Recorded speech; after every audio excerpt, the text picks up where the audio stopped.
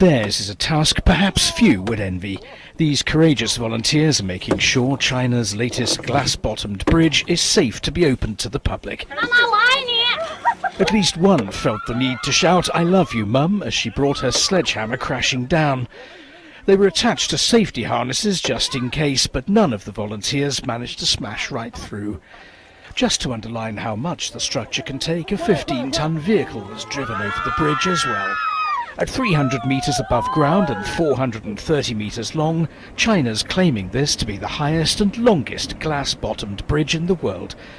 These safety tests might also be intended to reassure the public after a similar bridge in the same province was closed last year because of a cracked panel.